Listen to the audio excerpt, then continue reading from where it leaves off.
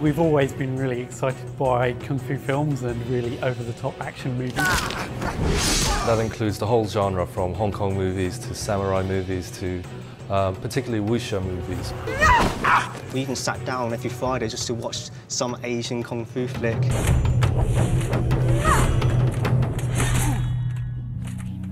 We've got a really amazing concept artist, Alessandro Taini, who created the beautiful concept art that we have.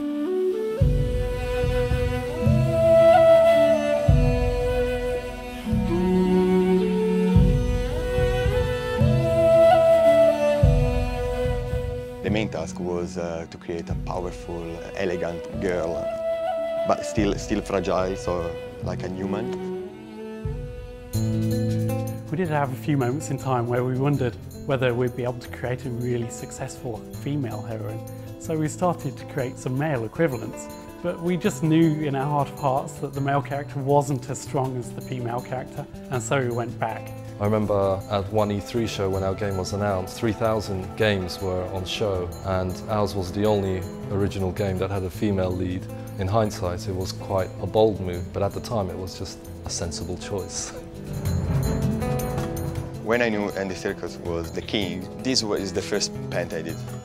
It's really important, even the crow, which is part of the costume. It's like his soul, the crow. It's like a demon.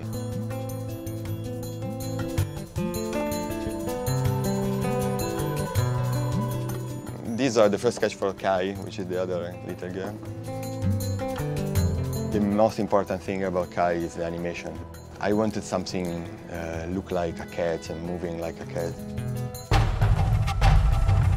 So this is Kai, the archer. Before we started any in-game animations, we did a little style test. In the PlayStation 3, we can use arcs and tangents, which is kind of just the way we animate. So we get smooth, organic movements. Before it would look, but now you kind of get deceleration, acceleration. So you get what we call squash and stretch, essentially, in the animation a little bit. When we first started developing Heavenly Sword, we knew it was going to be a next-gen console game. But at the time, there wasn't even any development kit to begin working on. We had no real idea what the technology would be. We had no dev kits or anything, so we had to do educated guesses. We took into account Moore's Law, which states that every 18 months processing power doubles, and started developing technology on machines that weren't capable of running that technology, hoping that the next generation consoles would catch up with us. When I compare the footage that we get from PlayStation 3 to the frames of the video footage we had back then, the PlayStation footage just looks way better than we could actually create. We can certainly have greater draw distances, we can add far more polygons than we could. When you play the game, the opening shot of Chapter 2, you can see for miles and miles, and it's literally that far in the game. We've got more particles in there, we've got more storage space for textures and things like that, so we can have a great fidelity of the artwork. When you look at Noriko or Kai, they've got really beautiful skin shaders on them, so the skin looks very, very realistic.